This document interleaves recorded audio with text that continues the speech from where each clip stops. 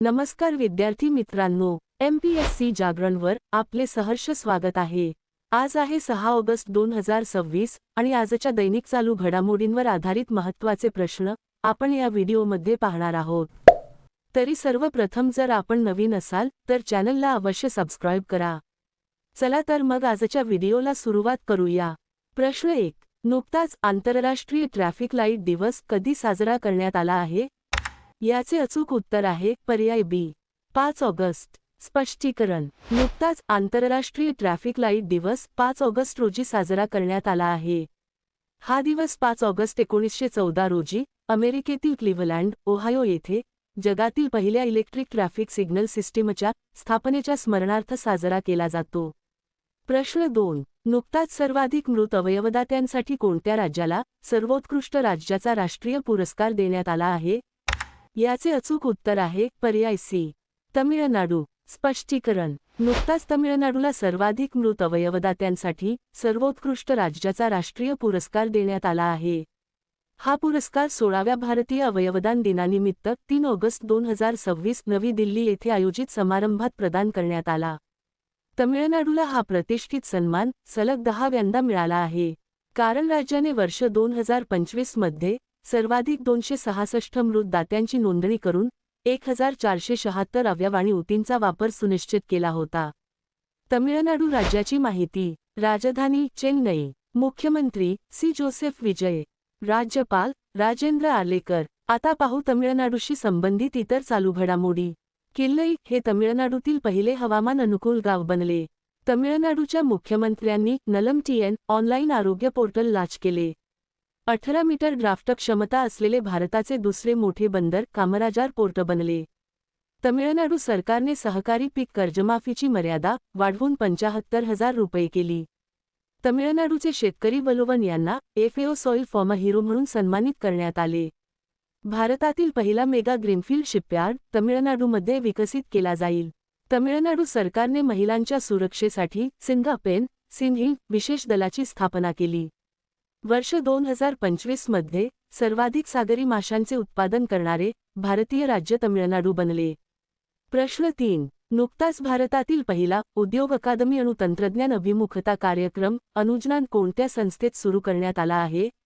याचे अचूक उत्तर आहे पर्याय बी, IIT हैदराबाद। स्पष्टीकरण: भारतातील पहिला उद्योग अकादमी अणु तंत्रज्ञान अभिमुखता कार्यक्रम अनुज्ञान IIT हैदराबाद येथे सुरू करण्यात आला आहे। हा कार्यक्रम crimson energy experts private limited सोबत संयुक्तपणे सुरू करण्यात आला आहे। उद्देश: देशातील वाढत्या नागरी अणुऊर्जा क्षेत्रासाठी कुशल आणि प्रशिक्षित अभियंते व व्यावसायिक तयार करणे। आता पाहू IITशी संबंधित इतर चालू घडामोडी। भारतातील या इनोव्हेशन इकोसिस्टमसाठी मायक्रोसॉफ्ट इंडियाने IIT दिल्लीसोबत उन्नती AI 2.0 लॉन्च केले। IIT मंडीने देशातील सर्वात मोठी भूस्खलन इशारा प्रणाली बनवली। हवामान आणि भौगोलिक माहितीच्या आधारे डेंग्यूच्या धोक्याचे मूल्यमापन करण्यासाठी IIT खरगपूरने क्लायमेट मॉडेल विकसित केले। भारतातील पहिले अणु अभियांत्रिकी रचना उत्कृष्टता केंद्र IIT हैदराबाद येथे स्थापन केले जाईल। QS वर्ल्ड युनिव्हर्सिटी रँकिंग 2027 मध्ये IIT दिल्लीला भारतातील सर्वोच्च शिक्षण संस्था घोषित करण्यात आले। प्रश्न 4, नुकतीच इराणमध्ये भारताचे राजदूत म्हणून कोणाची नियुक्ती करण्यात आली आहे? याचे अचूक उत्तर आहे पर्याय सी, विश्वेश नेगी। स्पष्टीकरण: नुकतीच ऑगस्ट 2026 मध्ये 2002 च्या बॅचचे भारतीय परराष्ट्र सेवा अधिकारी विश्वेश नेगी यांची इस्लामिक गणराज्य इराणमध्ये भारताचे पुढील राजदूत म्हणून नियुक्ती करण्यात आली आहे। ते लवकरच तेहरान येथे आपला नवीन पदभार स्वीकारतील। आता पाहू इतर महत्त्वाच्या नियुक्त्या।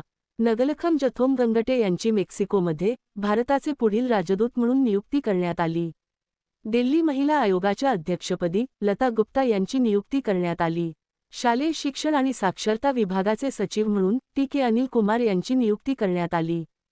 खाण मंत्रालयाचे सचिव म्हणून केशव चंद्र यांनी पदभार स्वीकारला। परीक्षा सुधारणांसाठी नंदन निलेकणी यांच्या नेतृत्वाखालील उच्चस्तरीय कार्यदलाची स्थापना करण्यात आली। दिल्ली अल्पसंख्याक आयोगाच्या अध्यक्षपदी निर्मल जैन यांची नियुक्ती करण्यात आली।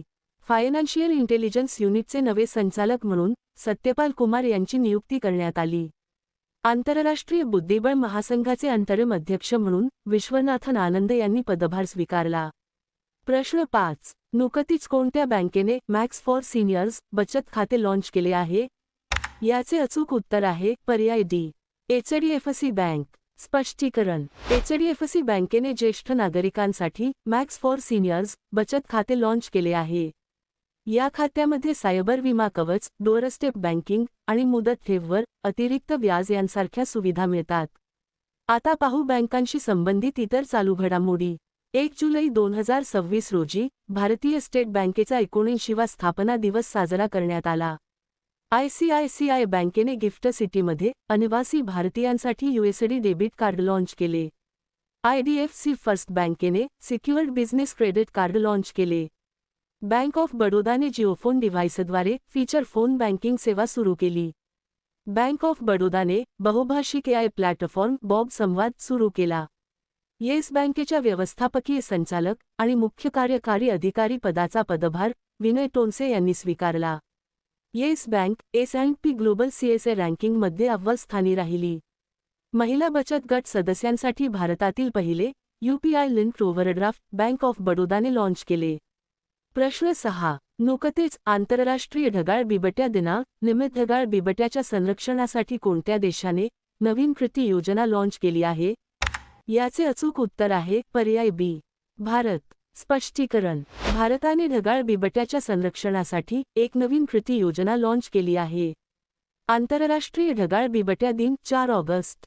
उद्देश: ईशान्य भारतातील या दुर्मिळ जंगली मांजराच्या अधिवासांचे संरक्षण करणे, जंगलांची जोडणी पुनर्संचित करणे आणि वैज्ञानिक देखरेख मजबूत करणे. आता पाहू भारताशी संबंधित इतर चालू घडामोडी. भारताने स्वतःचा 350 किलोग्रॅम थरास्ट क्षमतेचा एक्सपेंडेबल टर्बोजेट इंजिन विकसित केला. ब्रॉडगेज रेल्वे नेटवर्कच्या विद्युतीकरणाच्या बाबतीत भारताला दुसरे स्थान मिळाले. विक्रम-1 रॉकेटच्या यशस्वी प्रक्षेपणासह खाजगी कक्षीय प्रक्षेपण क्षमता साध्य करणारा भारत जगातील तिसरा देश बनला. भारताने सक्तीच्या श्रमातून बनवलेल्या उत्पादनांच्या आयातीवर पूर्ण बंदी घातली. भारताने आंतरराष्ट्रीय भौतिकशास्त्र ऑलिम्पियाड 2026 मध्ये प्रथम स्थान मिळवले. आठवड्यातून फक्त एकदाच घेतली जाणारी जगातील पहिली इन्सुलिन औषध अविगली भारतात लॉन्च करण्यात आली. प्रश्न 7. नुकतेच के जमुना राणी यांचे निधन झाले, त्या कोण होत्या? याचे अचूक उत्तर आहे पर्याय सी. गायिका. स्पष्टीकरण. प्रख्यात पार्श्वगायिका जमुना राणी यांचे वयाच्या 88व्या वर्षी वयोमानपरत्वे आजारांमुळे निधन झाले. त्यांनी दक्षिण भारतीय चित्रपटसृष्टीत मोठे योगदान दिले होते. त्यांच्यावर बंगळुरू येथे अंत्यसंस्कार करण्यात आले. प्रश्न 8. नुकताच इंग्रजी मुळाक्षरे सर्वात वेगाने 9.15 सेकंदात लिहिण्याचा इंटरनॅशनल बुक ऑफ रेकॉर्ड्सचा विक्रम कोणी केला आहे? याचे अचूक उत्तर आहे पर्याय सी. रवी कुमार. स्पष्टीकरण. बिहारच्या आरा भोजपूर येथील रहिवासी रवी कुमार यांनी हा पराक्रम केला. इंग्रजी मुळाक्षरांतील A ते Z ही 26 अक्षरे सर्वात वेगाने म्हणजेच 9 सेकंद आणि 15 सेंटीसेकंदात लिहून इंटरनॅशनल बुक ऑफ रेकॉर्ड्समध्ये जागतिक विक्रम केला आहे. त्यांनी ही कामगिरी 26 मे 2026 रोजी साध्य केली होती. प्रश्न 9. नुकतेच राष्ट्रकुल शांतता मध्यस्थता परिषद 2026 चे आयोजन कोठे करण्यात आले आहे? याचे अचूक उत्तर आहे पर्याय बी. जयपूर. स्पष्टीकरण. नुकतेच राष्ट्रकुल शांतता मध्यस्थता परिषद 2026 चे आयोजन जयपूर, राजस्थान येथे करण्यात आले आहे. या आंतरराष्ट्रीय परिषदेचे उद्घाटन भारताचे सरन्यायाधीश न्यायमूर्ती सूर्यकांत आणि राजस्थानचे मुख्यमंत्री भजनलाल शर्मा यांच्या हस्ते करण्यात आले. मुख्य विषय: शांतता, मध्यस्थता आणि कायद्याचे राज्य. प्रश्न 10. नुकतेच दक्षिण भारतातील पहिल्या सेमीकंडक्टर चिप युनिटचे उद्घाटन कोठे करण्यात आले आहे? याचे अचूक उत्तर आहे पर्याय सी. आंध्र प्रदेश. स्पष्टीकरण. दक्षिण भारतातील पहिल्या सेमीकंडक्टर चिप युनिटची पायाभरणी आंध्र प्रदेशातील विशाखापट्टणम येथील तारवाडा येथे करण्यात आली आहे. ही इंडिया सेमीकंडक्टर मिशन अंतर्गत मंजूर झालेली दक्षिण भारतातील पहिली OSAT सुविधा आहे. आंध्र प्रदेश राज्याची माहिती. राजधानी अमरावती. मुख्यमंत्री एन चंद्राबाबू नायडू. राज्यपाल जे अब्दुल नझीर. आता पाहू आंध्र प्रदेशशी संबंधित इतर चालू घडामोडी. पंजाब नॅशनल बँकेने भारतातील पहिले बँक प्रणीत क्वांटम फायनान्स हब स्थापन करण्यासाठी आंध्र प्रदेशसोबत करार केला. आंध्र प्रदेशात यूएई फूड क्लस्टर स्थापन करण्यासाठी सामंजस्य करारावर स्वाक्षरी झाली. आंध्र प्रदेशने भूवापरासाठी सामान्य झोनिंग नियम 2026 अधिसूचित केले. आंध्र प्रदेशात मी भूमी मी हक्क कार्यक्रमाचा शुभारंभ करण्यात आला. गगनयान मिशनसाठी इस्रोने पहिली सॉल्व्ह ग्राउंड टेस्ट आंध्र प्रदेशात घेतली.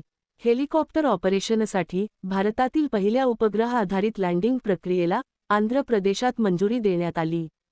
प्रश्न 11. नुकतेच कॉस्पर विक्रम साराभाई पदक जिंकणाऱ्या पहिल्या भारतीय महिला कोण बनल्या आहेत? याचे अचूक उत्तर आहे पर्याय सी.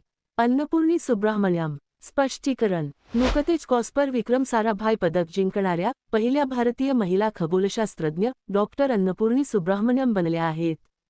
सध्या त्या बंगळुरू येथील इंडियन इन्स्टिट्यूट ऑफ ॲस्ट्रोफिजिक्सच्या संचालक आहेत.